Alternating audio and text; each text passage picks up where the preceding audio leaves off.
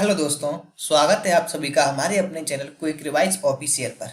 तो आज आपको एमपी हाई कोर्ट का जो एग्ज़ाम हुआ है उस एग्ज़ाम में जिनके 60 प्लस या 65 प्लस मार्क्स आए हैं वो मार्क्स उन लोगों की मुख्य परीक्षा की तैयारी अपनी स्टार्ट कर देनी चाहिए, क्योंकि आपको जब रिजल्ट आएगा, रिजल्ट आने के बाद आपको ज़्यादा टाइम नहीं दिया जाएगा मेंस एग्ज़ाम की तैयारी करने के लिए। तो अभी से आप तैयारी स्टार्ट कर दीजिए। हमारे चैनल पे आपको डेली आपको डिक्टेशन और हिंदी टाइपिंग किस तरह से करनी है, इंग्लिश टाइपिंग किस तरह से करनी है, एग्जाम में कैसे कैसे पूछी जाएंगी, उन सारी चीज़ों की जानकारी आपको डेली प्रोवाइड कराई जाएगी। तो हमारे चैनल को सब्सक्राइब कर लें और ऐसे ही वीडियोस पाने के लिए नोटिफिकेशन बेल को भी ऑन कर दें, जिससे सबसे पहले आपको वीडियोस मिल सके। तो ज़्यादा टाइम न लेते हुए सबसे पहले चलते हैं मेंस की तैयारी के बारे में। हम जानकारी ले लेंगे कि मेंस में किस तरह से आपका एग्जाम पूछा जाएगा और क्या क्या होगा इसमें, अलग कितने भागों में यह एग्जाम होगा। ठीक है, सबसे पहले सभी पदों की मुख्य परीक्षा 100 अंकों की होगी। मतलब जैसे स्टेनोग्राफर है, टाइपिस्ट है, अलग अलग मतलब जो परीक्षाएं हैं, पद हैं, उन सभी की परीक्षाएं 100 अंक की होंगी। मुख्य परीक्षा की तिथि सूचना पत्रक से उच्च न्यायालय की वेबसाइट पर प्रकाशित की जाएगी। मतलब मेन एग्जाम, मतलब मुख्य परीक्षा जो मेंस का एग्जाम होगा उसकी डेट आपको पहले से ही दे दी जाएगी। लेकिन डेट देने से पहले आपको एक काम और करना होगा। आपको यहाँ पर जो जिनका मतलब सिलेक्शन में पहले पहले में जो सिलेक्शन होगा, पहले जो पेपर हुआ है ना, प्री का पेपर, उसमें जो सिलेक्शन होगा उन लोगों के लिए आपको एक फॉर्म भरना होगा, फॉर्म फिलअप करना होगा। वो जानकारी आपको फिर दे दी जाएगी। जब फॉर्म आएगा किस तरह से भरना है, कब भरना है, क्या क्या डॉक्यूमेंट भेजे जाएंगे, वो सारी चीज़ों की जानकारी आपको दे देंगे। ठीक है, तो सबसे पहले हम चलते हैं मुख्य परीक्षा केंद्र के बारे में जानकारी। परीक्षा के बारे में जानकारी ले ली, 100 अंक की परीक्षा होगी। अब परीक्षा केंद्र, मुख्य परीक्षा जिला न्यायालयों के माध्यम से निर्धारित परीक्षा केंद्र एक या अधिक 2 पारियों में आयोजित की जाएगी। ठीक है, इसी तरह से जैसे कि अभी जो एग्जाम हुआ था 22 तारीख को, उसमें 3 शिफ्ट में एग्जाम लिया गया था एक ही दिन में। उसी तरह से अगर ज्यादा बच्चे हुए तो 1 से 2 शिफ्ट में आपको परीक्षा कंप्लीट कराई जाएगी। अब चलते हैं किस कौन कौन सी मतलब एग्जाम होगी किस किस पोस्ट के लिए। सबसे पहले आपका ग्रुप ए का पोस्ट आता है, जिसमें stenographer grade 2, grade 3 and grade 3 for court manager staff के लिए। इसमें आपको हिंदी स्टेनोग्राफर डिक्टेशन 400 वर्ड पर minute approximate plus transaction timing. मतलब 400 वर्ड पर मिनट की स्पीड, 400 वर्ड अप्रोक्सीमेट, 400 वर्ड पर मिनट नहीं, 100 वर्ड पर मिनट के हिसाब से आपको मैटर बोला जाएगा। 80 या 100 वर्ड पर मिनट के हिसाब से उसको आपको स्टेनो लैंग्वेज में लिखना है। स्टेनो लैंग्वेज में लिखने के बाद आपको 5 मिनट का मैटर बोला जाएगा। उसके बाद 30 मिनट का आपको टाइम दिया जाएगा ट्रांसलेट करने के लिए। ट्रांसलेट करने के लिए कंप्यूटर पे 30 मिनट का आपको टाइम दिया जाएगा। ये मतलब 35 मिनट में आपका स्टेनो का पेपर होगा। ठीक है, स्टेनो जो जिन लोगों का स्टेनो का पेपर है उन लोगों के लिए 35 मिनट में स्टेनो का पेपर कंप्लीट हो जाएगा। 5 मिनट में डिक्टेशन बोली जाएगी और 30 मिनट में आपको कंप्यूटर पे टाइपिंग करने के लिए दिया जाएगा जो आपको मैटर बोला गया है। अब चलते हैं बी के ग्रुप बी। ग्रुप बी में आता है असिस्टेंट ग्रेड 3। इसमें आता है हिंदी टाइपिंग 350 से 400 वर्ड, 350 से 400 वर्ड आपको टाइपिंग में दिए जाएंगे या बोले जाएंगे। डिक्टेशन टाइपिंग 400 वर्ड, मतलब डायरेक्ट टाइपिंग होगी वो 400 वर्ड की होगी और हिंदी टाइपिंग होगी 350 वर्ड के अप्रोक्सीमेट होगी। इसमें आपको 30 मार्क्स दिए जाएंगे आपको हिंदी टाइपिंग में और डायरेक्ट डिक्टेशन में आपको दिए जाएंगे 70 मार्क्स। यह कितने का होगा? 100 का। ठीक है, 100 मार्क्स का एग्जाम होगा। इसमें आपको 2 एग्जाम कराए जाएंगे। सबसे पहला होगा हिंदी टाइपिंग का, फिर होगा डायरेक्ट डिक्टेशन का। हिंदी टाइपिंग में आपको 10 मिनट का मैटर बोला जाएगा या मतलब सामने आपको कोई पेज दिया जाएगा या कुछ भी आपको दिया जाएगा। ठीक है, ये तो होगा हिंदी टाइपिंग के लिए।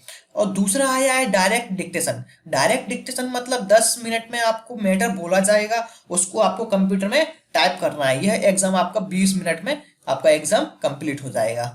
नंबर 3 चलती है असिस्टेंट ग्रेड 3 इंजीनियरिंग के लिए। जिन्होंने इंजीनियरिंग में या इंग्लिश में, assistant grade 3 English, sorry engineering नहीं, इंग्लिश, इंग्लिश से स्टेनोग्राफी कर रही है, वो 100 मार्क्स का पेपर होगा। उसमें भी हिंदी के जो टाइमिंग दी है उसी तरह से इंग्लिश में भी ट्रांजैक्शन के लिए 30 मिनट और 5 मिनट डिक्टेशन के लिए आपको टाइमिंग दी है।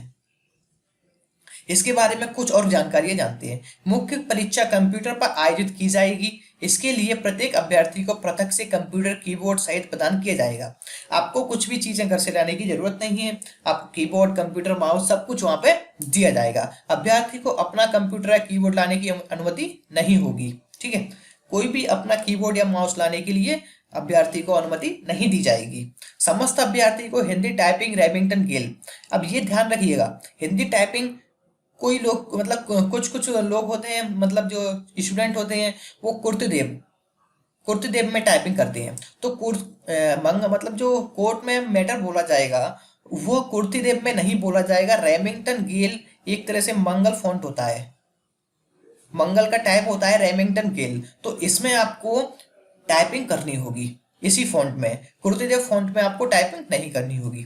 तीसरा पॉइंट आता है शीघ्र लेखन। स्टेनोग्राफर ग्रेड 2 ग्रेड 3 के लिए या कोर्ट मैनेज स्टाफ के लिए मुख्य परीक्षा में 5 मिनट लगभग 400 शब्दों की हिंदी डिक्टेशन दी जाएगी। उसके बाद 30 मिनट का समय दिया जाएगा ट्रांसलेट करने के लिए। 400 शब्दों को 30 मिनट में आपको हिंदी में ट्रांसलेट कंप्यूटर पर करना है।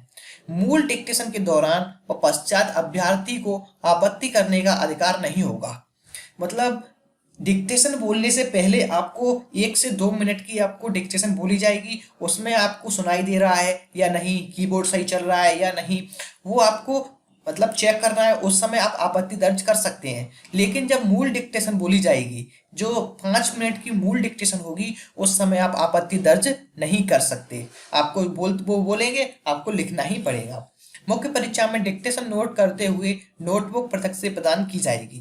आपको वहीं पर एक नोटबुक दी जाएगी, जैसे स्टेनो के लिए एक कॉपी होती है, उसी तरह वो कॉपी और पेंसिल आपको वहां से दी जाएगी। उपरोक्त नोटबुक में डिक्टेशन लॉन्ग हैंड में लिखे होने पर संपूर्ण अंक काटे जाएंगे। मतलब ऐसा है, जिस तरह से हिंदी में आपको ये लिखाई दे रहा होगा मैटर पूरा, मूल डिक्टेशन या पश्चात जो भी वर्ड आप देख रहे हैं इस पे, इस तरह से अगर आपको कॉपी में अगर आपने इस तरह से लिखा, कॉपी में इस तरह से अगर आपने लिखा तो आपके संपूर्ण अंक काट दिए जाएंगे। आपको जो कॉपी दी जाएगी, नोटबुक दी जाएगी, उसमें आपको डिक्टेशन में जो बोला जाएगा वो स्टेनो में ही लिखना है। अगर आपने हिंदी में लिखा तो आपके अंक काट दिए जाएंगे। सहायक ग्रेड 3 की मुख्य परीक्षा में अभ्यर्थियों को 10 मिनट में लगभग 350 शब्दों का हिंदी टाइपिंग मैटर टाइप करना होगा। तत्पश्चात अभ्यर्थी को हिंदी डायरेक्ट डिक्टेशन दिया जाएगा। मतलब सबसे पहले आपको 10 मिनट में 350 शब्द 35 की स्पीड से या उससे ज्यादा की स्पीड से भी आप कर सकते हैं, जितनी आपकी स्पीड हो। ठीक है, यह आपको देखने मतलब आपके सामने रख दिया जाएगा पेज, या फिर आपको स्क्रीन पे ही प्रोवाइड कराया जाएगा। और जो डायरेक्ट डिक्टेशन होगी ये बोल के होगी। इसमें आपको 10 मिनट में 400 शब्दों का लिखना होगा, 40 शब्द पर मिनट के हिसाब से, 40 WPM। ठीक है, 40 शब्द वर्ड मिनट के हिसाब से। अब आता है इंग्लिश नोइंग। इंग्लिश में आपको जैसा हिंदी स्टेनोग्राफर के लिए था उसी तरह से इंग्लिश स्टेनोग्राफर के लिए 5 मिनट की डिक्टेशन और 400 वर्ड बोले जाएंगे। इसमें आपको 30 मिनट का समय दिया जाएगा कंप्यूटर पे इंग्लिश ट्रांसलेशन के लिए। नेक्स्ट पॉइंट आता है दिव्यांग अभ्यर्थियों की मुख्य परीक्षा हेतु नियमानुसार उपयुक्त व्यवस्था की जाएगी। मतलब जो दिव्यांग अभ्यर्थी हैं उनके लिए अलग से एक व्यवस्था की जाएगी। दृष्टिबाधित अभ्यर्थियों के लिए केवल एक केंद्र यथासंभव बनाया जा सकेगा एवं उनकी मुख्य परीक्षा हेतु नियमानुसार व्यवस्था की जाएगी। जो भी दिव्यांग है या दृष्टिबाधित अभ्यर्थी हैं उनके लिए अलग से केंद्र की व्यवस्था की जाएगी या अलग से उनके परीक्षा देने के लिए व्यवस्था की जाएगी। अभ्यर्थी इस तथ्य का विशेष ध्यान दें कि उक्त किसी भी पद की मुख्य परीक्षा में हिंदी इंग्लिश डिक्टेशन व हिंदी डायरेक्ट डिक्टेशन दौरान शोर मचाने वाले अभ्यर्थियों को अनुलेखन टाइपिंग में किसी भी प्रकार का प्रावधान मतलब व्यवधान उत्पन्न करने वाले, अनावश्यक वाद विवाद करने वाले अभ्यर्थियों को परीक्षा से बाहर निकाल दिया जाएगा। आपको जब मतलब डिक्टेशन बोली जाएगी, टाइपिंग की जाएगी, उस समय आपको एकदम शांत अवस्था में रहना है। अगर आपने शोर मचाया या कुछ भी व्यवधान उत्पन्न किया तो आपको परीक्षा से बाहर तुरंत निकाल दिया जाएगा। अब चलते हैं मुख्य परीक्षा की उत्तर पुस्तिकाओं का मूल्यांकन किस तरह से होगा। इस पॉइंट को ध्यान से रख देखिएगा। अगर आपने इस पॉइंट को छोड़ दिया तो आप मिस कर सकते हैं बहुत बड़ी गलती। उत्तर पुस्तिका के मूल्यांकन के संबंध में मूल्यांकनकर्ता वरिष्ठ मूल्यांकनकर्ता के द्वारा, मतलब जो कॉपी को आपको चेक करेगा, आपकी कॉपी को दिए गए अंक ही अंतिम होंगे।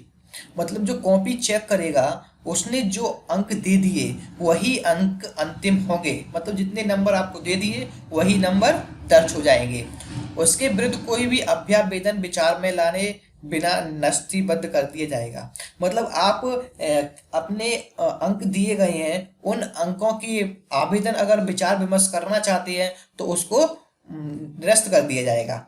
शीघ्र लेखन ग्रेड 2, स्टेनोग्राफर ग्रेड 2, ग्रेड 3 और कोर्ट में स्टाफ एवं इंग्लिश नोइंग स्टेनोग्राफर के लिए उत्तर पुस्तिकाओं के मूल्यांकन में प्रत्येक त्रुटि, जैसे गलत शब्द, वर्तनी, स्पेलिंग त्रुटि, शब्द छूट जाने एवं विराम चिन्हों की त्रुटि आदि पर 0.50 मार्क काट दिए जाएंगे। ठीक है, आपकी स्पेलिंग मिस्टेक होगी, वर्तनी मिस्टेक होगी, शब्द छूट जाएगा या शब्द गलत हो जाएगा तो आपका आधा नंबर काट दिया जाएगा। अभ्यर्थी इस तथ्य का विशेष ध्यान दें कि उत्तर पुस्तिकाओं के मूल्यांकन के समय यदि किसी अभ्यर्थी की 120 से अधिक गलतियां हो जाती हैं, 120 से अधिक अगर गलतियां हो जाती हैं तो उसको 0 मार्क्स दिया जाएगा। अंडा कितने मार्क्स दिए जाएंगे? 0 अंक प्रदान किए जाएंगे। अगर 120 से ज्यादा गलती हो जाती है तो 0 अंक प्रदान किए जाएंगे। कितने अंक दिए जाएंगे? 0। 120 से ज्यादा गलती होने पर आपको संपूर्ण रूप से फेल कर दिया जाएगा। अब चलते हैं टाइपिंग की तरफ। सहायक ग्रेड 3 में टाइपिंग में जो आपके मूल्यांकन में प्रत्येक त्रुटि जैसे गलत शब्द, वर्तनी या विराम शब्द होगा उसमें आपका 0.50 अंक काट लिया जाएगा, मतलब आधा नंबर आपका काट दिया जाएगा। या किसी अभ्यर्थी की 36 एवं डायरेक्ट डिक्टेशन उत्तर पुस्तिकाओं में मूल्यांकन के समय विद्यार्थी की 84 से अधिक गलतियां, मतलब 36 गलतियां हैं आपको देखने वाले मैटर में टाइप करते में और 84 गलतियां हो जाएंगी डायरेक्ट डिक्टेशन में तो आपको फेल कर दिया जाएगा। इस बात का खास ख्याल रखना। आपको जो भी मैं डिक्टेशन कराऊंगा, जो भी आपको डेली प्रैक्टिस कराऊंगा उसमें आप कम से कम गलतियां लाने की कोशिश करना। अभी आपके पास 2 महीने कम से कम हैं तो आप उन 2 महीनों में इतनी अच्छी प्रैक्टिस कर लीजिए कि आपकी गलतियां 5 से 10 से ऊपर ना जाएं। ठीक है, उपरोक्त सभी पदों की मुख्य परीक्षा में किसी भी अभ्यर्थी को कुल अंकों के 50% से कम प्राप्त होने पर चयन हेतु विचार नहीं किया जाएगा। मतलब जो भी अभ्यर्थी है सभी पदों के लिए अगर 50% से कम मार्क्स लाता है, 100 में से अगर 50 मार्क्स आते हैं तो उसको भी फेल कर दिया जाएगा। 50 से ऊपर मार्क्स ही लाने होंगे आपको, तभी आपको चयन हेतु विचार किया जाएगा। अब चलते हैं मुख्य परीक्षा का परिणाम। मुख्य परीक्षा का परिणाम अभ्यर्थी द्वारा दी गई वरीयता उक्त पद हेतु शैक्षणिक तकनीकी योग्यता से अध्ययन बनाया जाएगा। अन्य पदों की मुख्य परीक्षा का परिणाम अभ्यर्थी को प्राप्तांक व श्रेणीवार मेरिट के आधार पर बनाया जाएगा।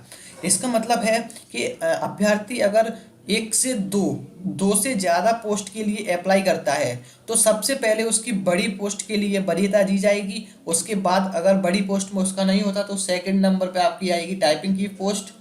ठीक है, अगर टाइपिंग में भी नहीं होता तो फिर आएगी इंग्लिश स्टेनोग्राफर की पोस्ट। ठीक है, जिन्होंने मतलब 1 से ज़्यादा पदों के लिए भरा है, जैसे स्टेनोग्राफर के लिए अगर भरा है और टाइपिंग के लिए अगर भरा है तो इनमें सबसे पहले टाइपिंग की वरीयता दी जाएगी। अगर स्टेनो में अगर नहीं होता है उनका सिलेक्शन तो फिर टाइपिंग में देखा जाएगा। अगर टाइपिंग में सिलेक्शन हो रहा है तो उसको चयन कर लिया जाएगा। ठीक है, तो इस तरह से आपका मेंस का एग्ज़ाम होगा। आपको ध्यान रखना है कितनी कितनी गलतियां आपको कम करनी है। सबसे पहले मैं दोबारा रिवीजन करा देता हूं। अगर आपकी स्टेनो में 120 से ज़्यादा गलतियां हो जाती हैं तो फेल करा दिया जाएगा। 50% से अंक कम आते हैं तो आपको फेल कर दिया जाएगा। और 34 या 84 के समथिंग आपकी टाइपिंग में गलती हो जाती है तो आपको फेल कर दिया जाएगा। इस बात का ध्यान रखिएगा। और अगर वीडियो अच्छी लगी हो तो हमारे चैनल को सब्सक्राइब कर लें, बेल आइकन को दबा लें, अपने दोस्तों को भी शेयर करें जिससे वो भी ऐसी ही वीडियोस मतलब देखकर और अपना रिवीजन कर सकें, अपने सिलेक्शन में एक कदम बढ़ा सकें।